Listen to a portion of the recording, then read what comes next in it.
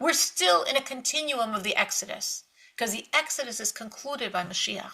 So that's why we started with Yetzias Mitzrayim, and for 8 days, now we're up to 8th day, we've changed. We're now at the point of Mashiach energy. We talk about spirituality, we taste spirituality. It's very experiential, the Seder. We're eating those bitter herbs, the slavery, we're eating the matzah, we're drinking the wine, the liberation. It's really supposed to be something we're going through, we're experiencing, and it's so beautiful this year that it's Saturday night because we all get to take a nice nap. So we really, however we brought in Pesach, we should all come to the Seder ready for it to happen. The little history, 3,337 years ago, I calculated, 3,337 years ago was Pesach. And our people, and really us, because we know we are a reincarnation of that generation, our people were liberated from the Egyptian bondage. We were in Egypt, just to remember the storyline, we were in Egypt for 210 years.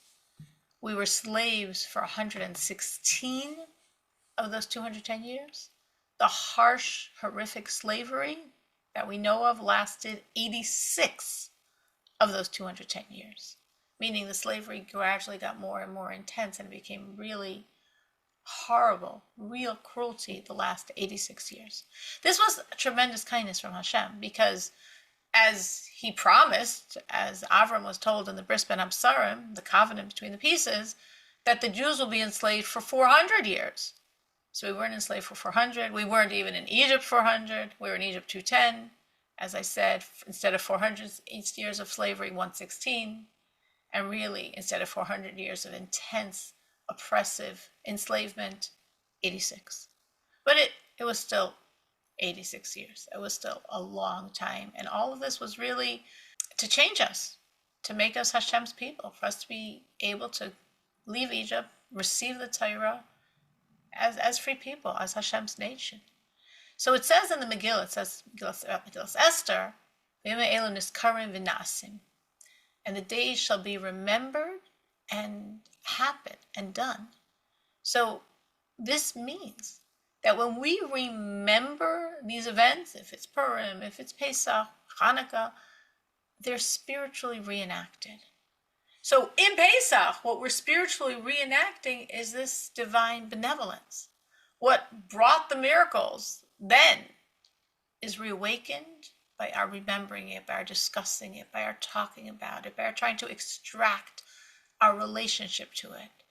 This month, Nisan, is the most auspicious time for Mashiach's coming, right? We were just discussing how we all had this COVID Pesach experience of like, for sure, Mashiach, no question. Our sages say, B'Nisan nigalu, B'Nisan asidan ligael. We were redeemed in Egypt. We will be redeemed in Egypt. We're redeemed in Nisan. We will be redeemed in Nisan. Why? Because that's the energy of the month of Nisan. The energy of Nisan. We're in it now. We don't have to wait for Pesach for this energy. This is the energy of miracles. Nisan, Nes, a double nun, like double miracles.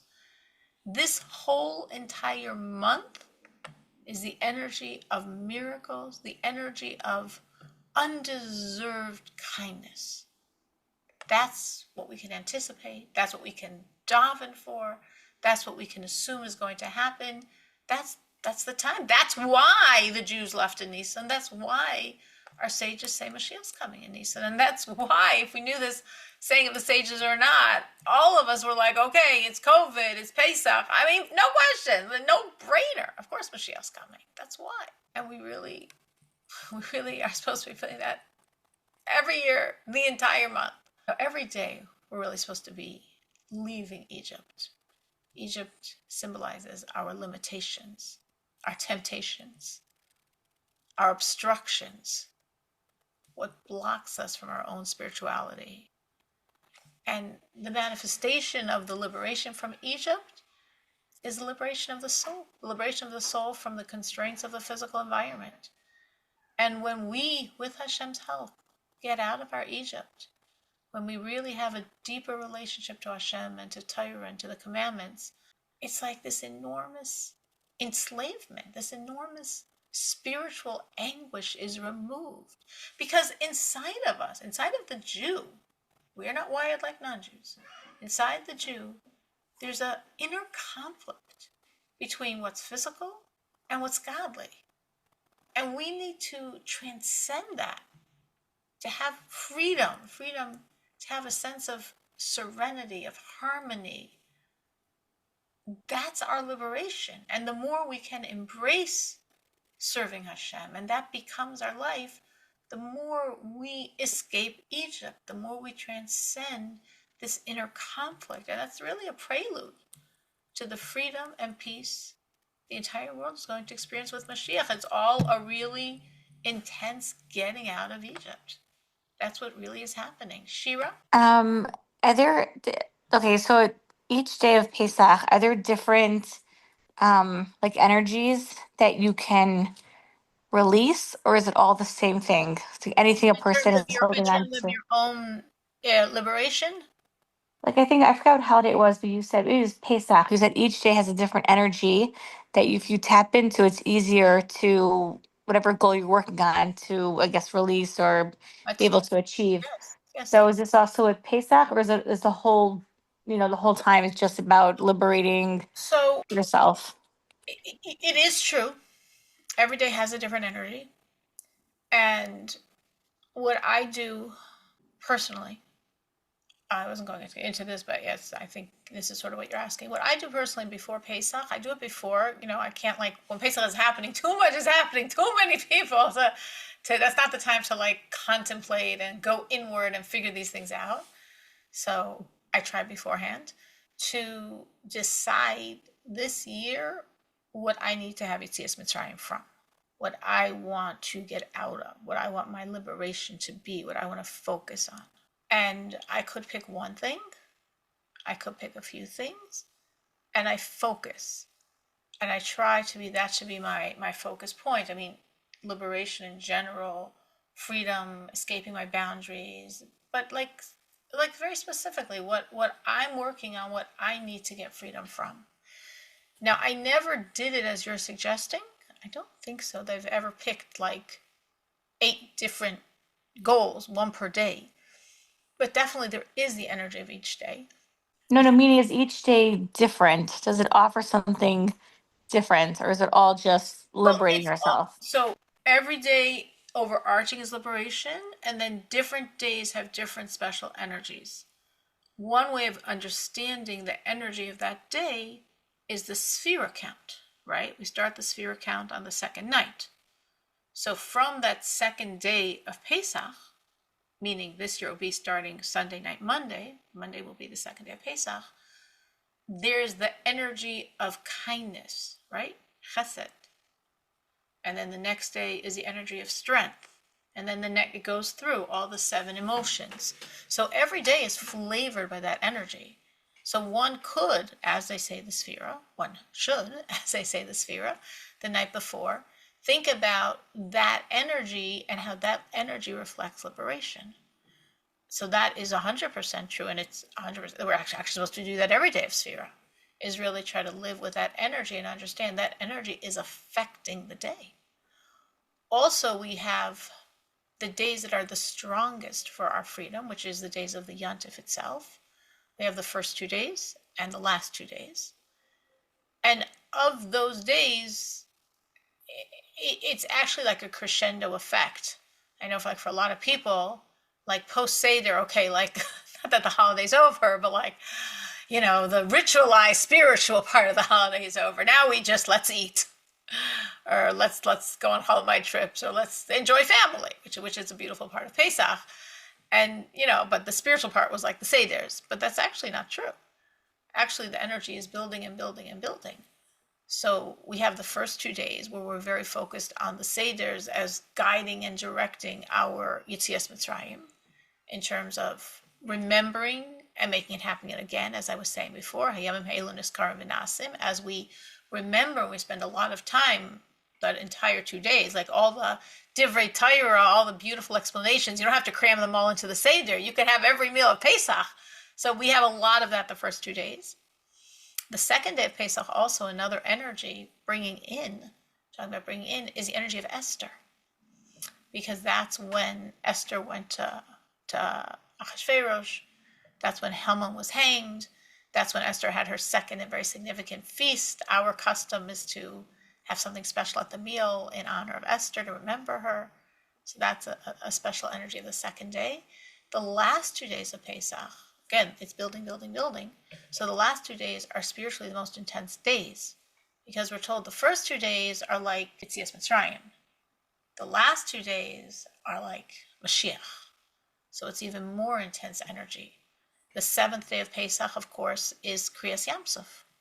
Many people have the custom of staying awake that entire night, the night of Shvi Shel Pesach, which this year would be Friday night, staying awake and learning Torah all night. Some Hasidim, I think, have the custom of, at the point in the middle, in like toward when morning is breaking and it's like Kriyas Yamsuf, they pour water on the ground and they dance around it. It's just different reenactment of that energy. It's huge energy. We're actually told that when we should go to shul, and when we hear Kriyas HaTorah, which is, of course, the Shira, we read about Kriyas Yamsuf and the Shira, we're told that we are supposed to be listening to that Kriya and experiencing it. As I started saying, Pesach is very experiential. We're supposed to really be feeling as we're hearing that Kriya, that Shira. We did. We're all reincarnations of that generation. We have the Egyptians behind us. We have the sea in front of us. What is going to happen? Should we suicide? Should we fight? Should we surrender? Should we daven? God says, no, walk. Walk into the water. Just listen to me. Don't be so smart. Just listen to me. Right? We walked into our own nostrils till we would die. And then the water split. And then we go through. And then the waters close on the Egyptians. And then we're singing Shira. We're supposed to really be like putting ourselves in the space of this is happening now. It's a tremendous, tremendous boost to this whatever Mitzrayim we're trying to get out of. And then the last day is Mashiach Day. It is the most intense Mashiach Day of the entire year. And of course, you're going to ask me, I could find Mashiach connection probably to every day. The Lubavitcher Rebbe has well trained us. But this is the day. This is the official day. It is Achron Shel Pesach is the day of Mashiach. It is the energy of Mashiach is shining that day. And that's why it's very interesting, because, again, speaking about How come the last day is like the Mashiach is shining? Because in holiness, the rule is Mailin B'Kodesh V'Ein Moridin. We only ascend in godliness. We never go down. We always go up. So if Pesach is about liberation, which it is, and if Pesach is 8 days, and we started the very first night with Yetzias Mitzrayim, and we're climbing, where are we climbing to? Like liberation, well, we experienced that. That was the first day. That was Yetzias Mitzrayim. Where are we going to? What's the liberation? Yetzias Mitzrayim began the liberation.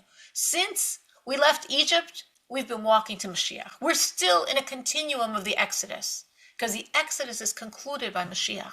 So that's why we started with Yetzias Mitzrayim, and for 8 days, now we're up to 8th day, we've changed. We're now at the point of Mashiach energy. And there's many, I go on and on this idea. That's the idea, even going backwards, going back to the 7th day already. We're told, now we have 8 days, okay, because we have Yom Tov Shel Goliath. But biblically, in Eretz Yisrael, Pesach is 7 days. In the Torah, the question is, our sages say, are we obligated to eat matzah every day of Pesach? And the answer is no. Why not? Because the verse says you shall eat matzah for 6 days. There's an obligation to eat matzah for 6 days, but wait, the holiday is 7. So our sages say, well, the 7th day isn't included.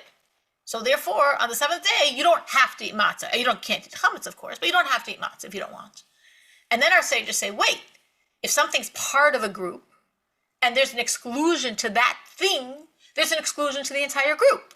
So yes, there's a verse that says 6 days you shall eat matzah, but then the 7th was excluded. But the 7th is part of the whole Pesach concept. So if the 7th was excluded, all of the days are excluded. So guess what, guys? You have no obligation to eat matzah. But then there's another verse that says on the first night you have to eat matzah.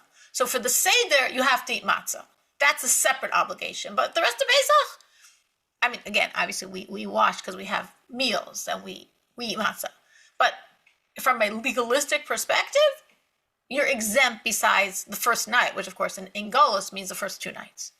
Okay, so that's all a legal concept that I went through very quickly. So if it didn't make that much sense, sorry, I was trying to bring out.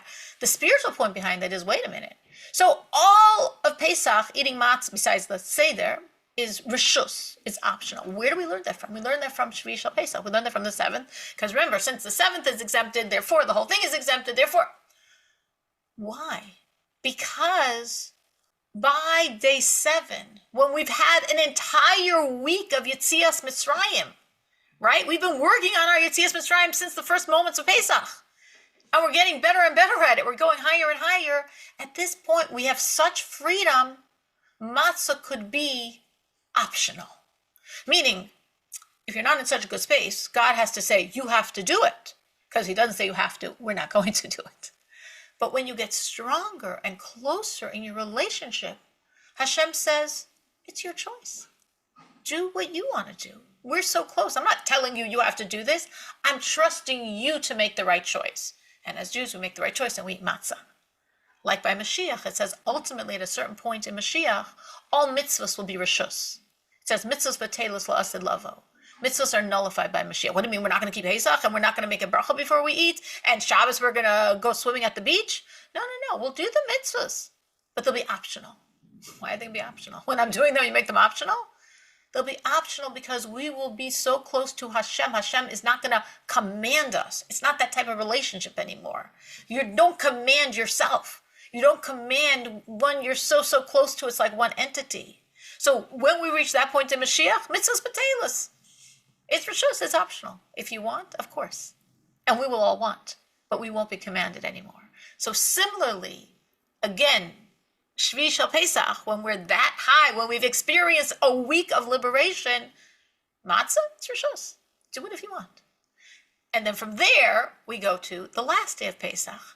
So again, we already see by the 7th day, we've changed. The idea of rishus, optional, is because we reached the 7th day. Because for 7 days, an entire week, a segment of time, we've been experiencing liberation. We've been working on liberation. And then we come to the 8th day, which is even higher, because now the 8th day is, we've been counting Omer for 7 days. Meaning we start counting Omer the second night of Pesach, right? So if you start counting the second night, right, the 8th day, the last night of Pesach, is the conclusion of the first week of the Omer. So when we count the Omer, as I was saying, we're really working on ourselves. We're working on our foundational emotions and relationships. Relationships to Hashem and really relationships. The first week is chesed, love. And every day we have a different aspect of love we're working on, which relates to your question, as I mentioned, in terms of every day having the same energy or different energy, overarching the same but individualized. By the time we come to the last night of Pesach, we have completed, we're on the 7th day of our Omer counting, we have completed refining, serving God and connecting and healing in a healthy liberation with love. And now we're on a different level.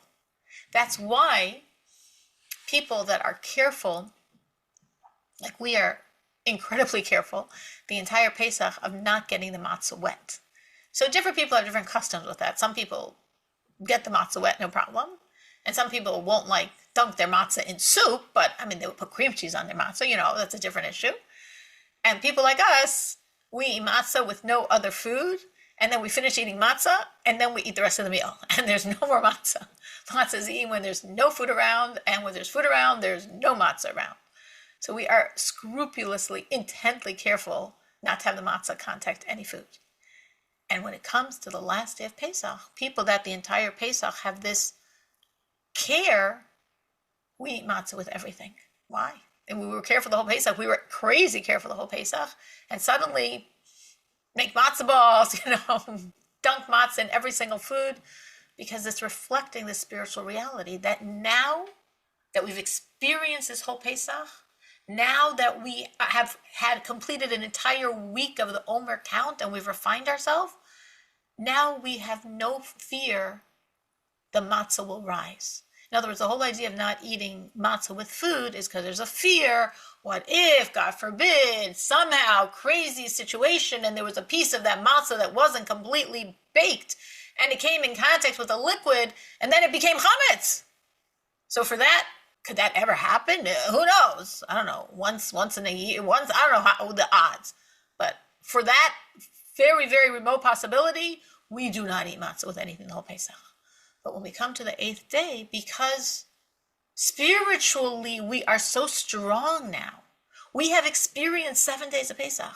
We have experienced a week of the Omer count. We have refined the entire love dimension. We have exited our Egypt for 7 days. We have no fear of that matzah rising. Now, we're still going to eat chametz. We got, another day till we can eat chametz. But matzah, we specifically want to enjoy it with everything to make that also part of our service of Hashem. So that's why the eighth day is such special energy. And we see this in the Torah reading. Just as I said on the 7th of Pesach, Kriyas Yam Suf, and that Torah reading, which is supposed to be very, very, very experiential, feel it in your body. So the final day of Pesach, the Torah reading is the most famous nevuah about Mashiach, right? Yeshaya's famous prophecy, written on the wall of the UN. The wolf will lie with the lamb, the young boy will lead them. I mean, those beautiful, beautiful, most beautiful nevuah about Mashiach, that's the Haftarah on Achron Shel Pesach, on the last day of Pesach. And the question is, why? Well, why did he say this nevuah? What does it have to do with anything? So it's interesting because the nevuah does have a Pesach connection, but nothing to do with the eighth day. The Pesach connection is Yeshaya said this nevuah when Klal Yisrael, through Chizkiah, had an intense, crazy, amazing miracle. One of the biggest miracles Klal Yisrael ever experienced, which is, before Pesach, Sancherib, the king of Assyria, the king of Ashur, who was a world conqueror, who was going from country to country and conquering it and exiling the people. And that's why we have the 10 lost tribes because of him.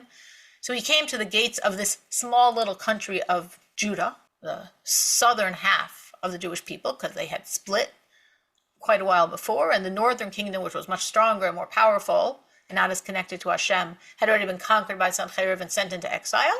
Those are our 10 lost tribes. And now it's this small southern kingdom. We have 2.5 tribes, basically, much weaker. And Sancherib came, and long story, but bottom line, he said, surrender, or I'm going to kill you all. Surrender, then I'll just do what I do to everyone. I'll send you into exile. If you don't surrender, I'm going to massacre you. And the Sanhedrin gathered, and they said, we have to surrender. And we have no choice. I mean, we're going to die. I mean, our little army against the world conqueror. And Yeshaya Hanavi, he didn't even come himself. He sent a messenger to Chizkiah, the king, who was very, very righteous, one of the most righteous kings we ever had. We're told he should have been Mashiach. He sent a messenger to Chizkiah, and he said, God said, I'm going to fight for you. You're not even going to have to fight this battle. I'm going to fight. And Chizkiah said, fine, that's it.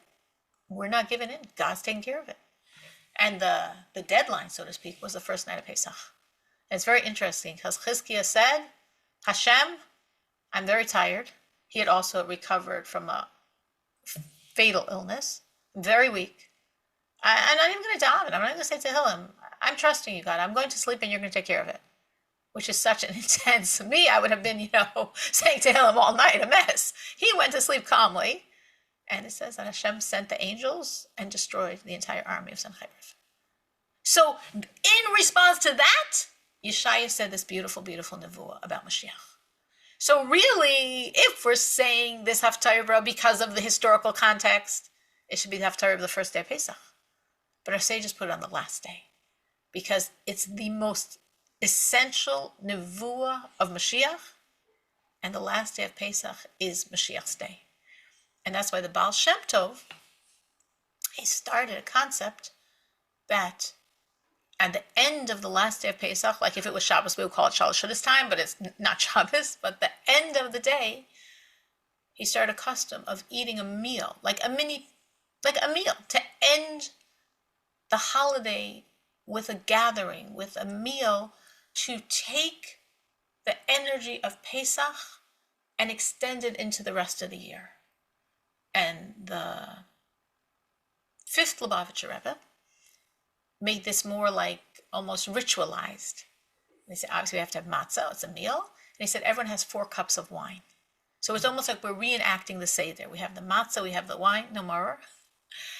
And he said, this is the Su'uda, the feast of Mashiach. Like we're literally taking the concept of Mashiach and we're making it edible. We're making it that concrete, we're making it part of our bodies. And what we're trying to do is encapsulate all the energy of Mashiach that is shining on this day. Literally, it's the shining energy of Mashiach. And again, ingest it. Make it part of us that we can continue. That Pesach's over, but it's not over. It's not like, okay, for a week we liberated ourselves and then we go right back to Egypt. We go right back to exile. We go right back to our imprisonment. No, we can encapsulate everything we accomplished and we can continue it into the rest of the year. So that was a long answer to your question, but yes, that would be the answer, and that would definitely be how you can view every day as a different opportunity, but I just sort of sketched out for you the overarching themes of how we're supposed to practice and work on liberation. It's very, very real. And we still have some time. Okay, that was long. I wasn't planning on saying any of that, but it's a very, very, very, very, very, very good question.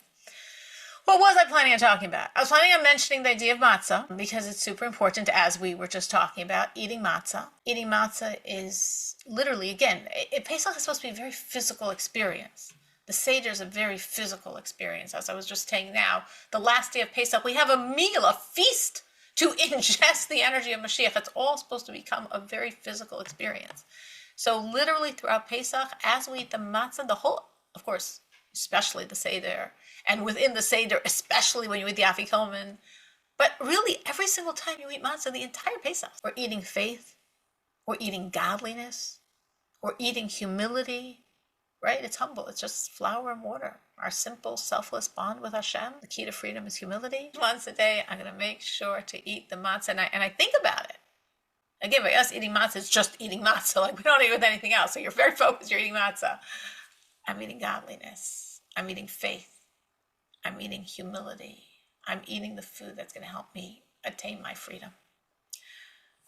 We crave freedom because we definitely can still be slaves in 21st century America. It's not a problem. We're slaves to our inhibitions. We're slaves to our fears. We're slaves to our habits. We're slaves to our prejudices.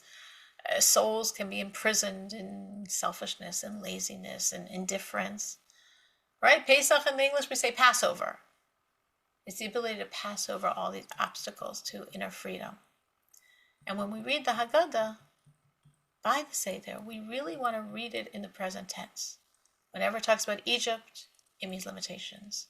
Pharaoh, Paro, it means our ego. Right? Read it in the present tense. We were slaves to Paro in Egypt. We are slaves to our egos. We are stuck in our limitations. So how do we get free? Eat the matzah. Suspend the ego. Now, obviously, the Seder is super ritualized, right? 15 steps, each one very significant. One year, we went through each of the steps. It took us 2 times, and really trying to explain in each step the energy that's opening up there to help us in this freedom. I thought what we would do, now we have like 10 minutes left, is people we could share. I had, of course, things I was going to share. If anyone else wanted to share anything that inspires you from the Haggadah, anything that you feel is relevant to your personal liberation. Again, whenever you're reading Haggadah, whenever you're learning beautiful ideas about the Haggadah, it should always be in the present tense. It should always be, this is happening now. And share this with your family. Some people only think you're supposed to talk about the Haggadah like during the Magid point, when everybody wants you to hurry up and get to the meal already, or you want to hurry up because you're exhausted, though you had a nice nap on Shabbos. But you don't just have to share these ideas during the Magid part of the Seder. You could share them during the Shulchan Aruch when everyone's eating and they're not in a rush anymore. You could share them throughout Pesach. As we're saying, it's not like by the Seder we try to liberate ourselves and the rest of the Pesach we just eat. We're working on liberation the whole week. So any of the ideas, any of the inspirations you have, think about, learn, and share with your families. Yeah, they don't want to hear it. If something's true and it's coming from your heart, they will hear it. Even if they roll their eyes. Even if they know. If it's true, if it's coming from your heart, it penetrates the other person. In the beginning stories of the Magid, this is ideas from the Magid. The beginning stories of the Magid, Rabbi Elazar ben Azariah says, Harei ani kibn shivim shana. Right? We know all this. I mean, every year, twice a year, we read this. So we really know these. Behold, I'm like 70 years old. And I'm sure you all know the backstory behind what he was talking about. It says that he was actually 18 years old. He was from a very big yichus, he had very good lineage, he was a direct descendant of Ezra, he had a lot of money, He was a very learned, holy person. And the sages needed to quickly appoint someone else to head the Sanhedrin, to head the leading Supreme Court of rabbis. And they came to him, to this righteous, learned, holy 18-year-old with good yichus and money and, all the advantages. And they said, would you be the head of the Sanhedrin? He said, let me ask my wife. And he went to her and she said, are you crazy? You're 18 years old. No one's going to respect you. You can't be the head of the Sanhedrin. Nobody's going to listen to you. So he said, okay. So he went to sleep that night. Fine, no problem. Not for me now. When he woke up the next day, he had 18 rows of white in his hair. In his beard, 18 rows of white. And he said, I guess it's so people should respect me because now I have very distinguished white beard. And he took the job. And so he is 18 years old. We know that. That's a key critical factor in the whole story. The Talmud discusses at length, like many details I'm not going into. He was 18. He said, Hare ani kiven shivin shana. I'm 70. So the question is, what did he mean by that?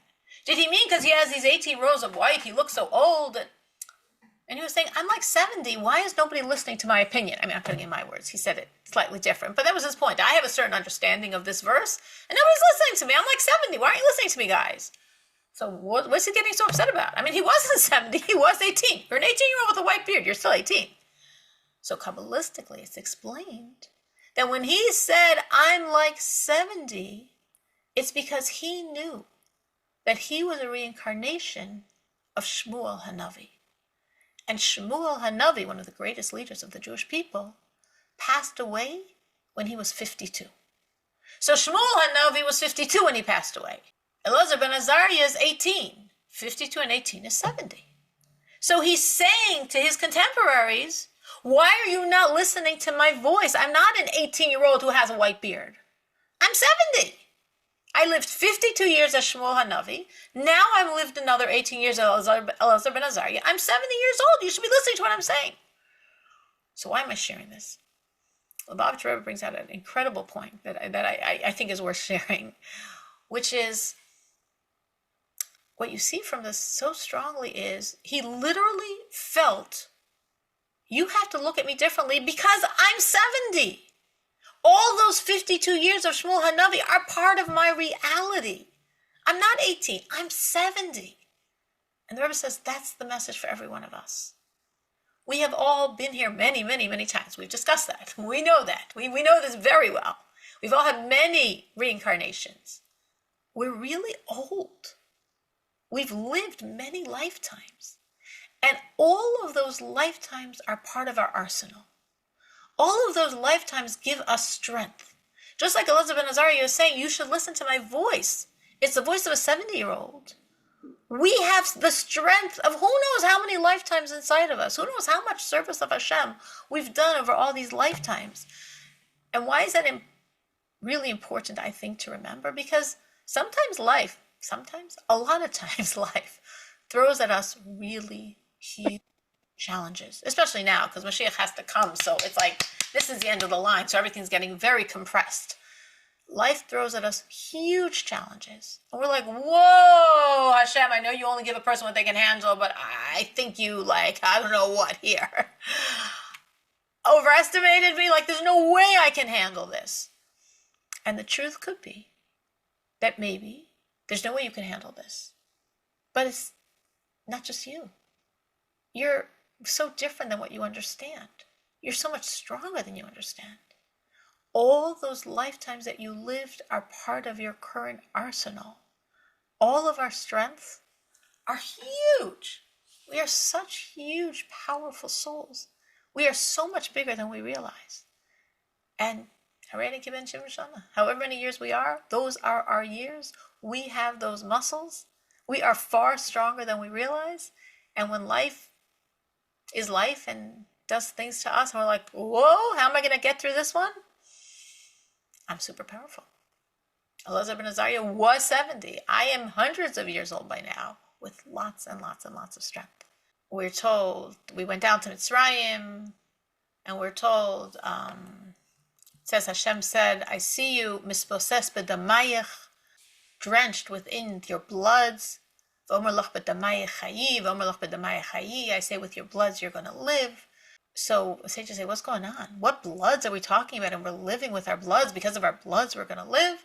So the sages say there were two bloods, two merits of blood that the Jews had that created the Exodus. Dam Milah and Dam Pesach. They had the blood of the circumcision because all of the Jewish males had to be circumcised before they could eat the korban Pesach. So besides Shevet Levi, nobody circumcised themselves then, and they all had circumcision. So that was the blood of the Milah and the blood of the korban Pesach. Every single Jewish family had to have a korban Pesach, the blood of that sacrifice. But the Chayi, with your blood you'll live. This is a very strong point we're being told here. What keeps us alive? But the Chayi, with your blood you're going to live. With your blood you're going to get out of Egypt. What's keeping you alive? The blood. Your blood is your chayus, is your vitality, your energy. Well, what was the blood? Dam Milah, Dam Pesach. It was the blood of the mitzvahs. The mitzvahs. They're our chayus. They're our life. You know, a lot of times, I think why I think this is important is because a lot of times we feel, or sometimes we feel, oh, I'm so good, Hashem. You're so lucky. I'm sacrificing for you. I'm sacrificing and I give away my money to charity, to tzedakah. I'm sacrificing and I dress sneeze and I cover my hair even though I don't want to. I don't know. I'm sacrificing. I only buy certain products. I'm sacrificing. I'm cleaning for Pesach. I'm sacrificing. Hashem, we keep sacrificing for you. And Hashem says, B'damaya chayi. With your blood, you're going to live. Your blood, your energy. When you put your chayas in the blood of the mitzvahs, when you put your vitality in the mitzvahs, that's how you will live. That will give you life. Twist it around. It's not like, Hashem, you're lucky because I'm sacrificing so much, or, oh my gosh, this is so hard, this is so difficult, I'm always sacrificing for God. But the Maya Chayi, with your blood, you're going to live. When we put our blood, when we put our energy in mitzvahs, that feeds us, that it allows us to escape Egypt. That gives us our life. It's not the opposite. Another short one. Sorry, I have a lot of longer ones. I'm just doing a few short ones. It says they embittered us with chomer ulveinim, with mortar and bricks, right? And the Talmud says on this, chomer is kal v'chomer. Mortar, libun, is libun hilchasa, meaning two techniques in learning. So on a simple level, they embittered us with bricks and mortar. They enslaved us. We worked very, very, very hard. I said the last 86 years was intense, horrific slavery. 86 years of intense slavery. But the Talmud says, B'chomer b'veinim b'chomer the kal v'chomer. It's a way of learning. B'veinim the libun hilchasa. It's a way of learning. So what's the Talmud saying? We're talking about we were enslaved. What this chomer leveinim was the back-breaking work of building these pyramids. What's this kal v'chomer and libun hilchasa? So what we're being told here is, you know what? You have two options in life. Yeah, we're going to have to work hard. That is part of the script. However you cut it, working hard is part of the script. But you have a choice. You could have chomer and leveinim, bricks and mortar, of building pyramids for Paro, or you could have chomer and leveinim of kal v'chomer and libun hilchasa and being enslaved to Torah, like Shevet Levi, right? In Egypt, Shevet Levi were free. They were enslaved to Torah. They had the strength of Torah, the strength of the relationship to Hashem. That's why they never became slaves in the first place, because they never fell for Paro's trick. They knew they were not going and working, civil, patriotic Egyptians. Let's build up pyramids for Paro, but we're Jews. We're not serving Paro, we're serving Hashem. They were enslaved to Torah, and they never became enslaved to Paro. So when our sages say, B'chomer l'veinim, kal v'chomer libun hilchasa, it's such a deep point of, we're going to work hard. We're going to be enslaved to Paro or to Torah. And we get to choose. All right, one last one. I know we have to go, but there's just so many ideas. The last one. It just for mothers out there, I think that's all of us. It says, V'es amaleinu elu habanim. And our hard work, that was the children. And it's telling us something. Amaleinu elu habanim. Our hard work is the children. They are our stress. Meaning, don't be surprised. You're like, oh my gosh, it's this one and this child and this issue and this issue and this issue. And es amalenu elu habanim. Our children, yes, our work. We're going to have a lot of work with our children. That's built into life is our children are going to force us to grow. Our children are going to create a lot of work for us. And then the last day they're in the same place. It says, Besabas techayun, right? Paro said, throw the boys into the Nile, and the girls, make them live. Question is, what do you mean make the girls live? Kill the boys and ignore the girls. What do you mean, Besabas techayun? Techayun, make them live, give them life. So we're told the Egyptians wanted to kill the boys. The Egyptians wanted to Egyptianize, I think I made up a word there, Egyptianize the girls, which is an equal or greater problem. And both continue, right? There's definitely people that want our blood, and there's definitely the movement to Egyptianize us. Yeah, you can be Jewish as long as you're not, too Jewish. You're not too separate from normal people and normal life and normal culture. Just become Egyptian, and then we'll pretend you're okay. Now, of course, we've seen historically that didn't work anyway, but it's that struggle continues till today. There's the Pharaoh that wants to throw the children into the Nile, and there's a Pharaoh that wants to make us all just like them. And those are very few thoughts, and we will not have class next week, so we should just really take in the light for ourselves and create light for our families and those that are going to be around us. It's very easy for people to go through Pesach and totally miss what they're supposed to gain from Pesach. So of course, you get it somewhat anyway just by going through the steps, but when you're focused, it's a lot more powerful.